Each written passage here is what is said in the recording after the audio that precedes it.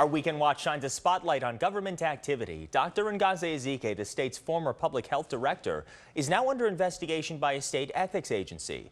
The Better Government Association is looking into claims that Dr. Ezike violated the Illinois Ethics Act, which requires department heads to wait a year before accepting positions with companies that hold contracts overseen by their departments. It also forbids job negotiations while in office with companies that lobby their agencies. Now, in a statement, one of Dr. Ezike's attorneys said Dr. Ezike did not violate state law and also says the revolving door law that's in question is not clear-cut. David Jackson from the BGA joins us now this morning. David, thank you so much for being here. And you handled part of this investigation and we're looking into it. Explain the Illinois revolving door law and potential violations. Thanks, Mark. The law basically, as you said, for 1 year bars a department head from taking a job with a company that held contracts with her department, also a company that her department regulated, and it forbids department heads from negotiating for jobs with companies that lobby their agency. What is the idea behind this? Well, the idea is basically to try to protect the public from having government officials acting in their own behalf when they're in office. And the cooling off period kind of blocks them essentially from personal gain that flows from the publicity and popularity they get while serving in a position of public trust. Mm-hmm. So what more did Dr. Ezike and her attorney say about this investigation? Yes, we had a lengthy conversation with Dr. Ezike's attorney, Heather Vaught, who you quoted a statement there. And she did say that in her view, that Dr. Ezike did not violate the law, but she also really added that she thinks the law is not clear cut. And that's a big problem here. It has to do, in her view, with the definition of words like contracts and licensing, and the question of when Dr. Ezike started to negotiate with this hospital.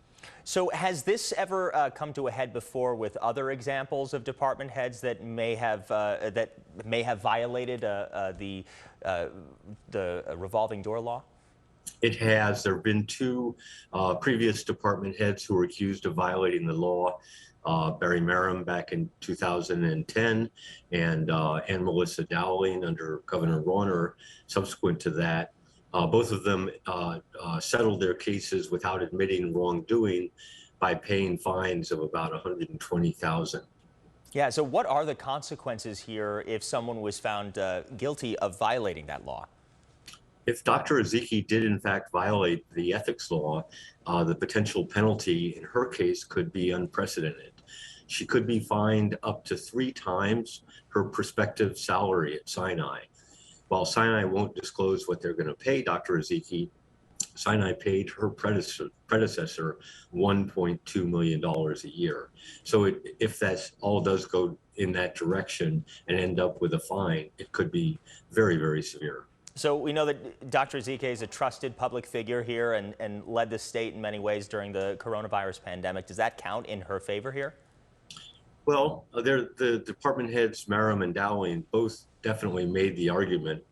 And Governor Pritzker himself has said that he believes Dr. Ezike is an ethical person who did her best to seek advice and to comply with the law.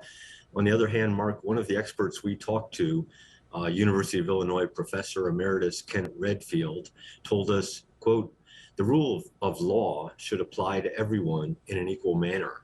Nobody gets a pass, regardless of whether they're a good person or a bad person."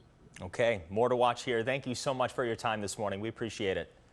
Thanks, Mark. Great to see you. And you can read more of the BGA's investigation at bettergov.org. We're also posting a link right on our website, abc7chicago.com, and the ABC7 Chicago News app.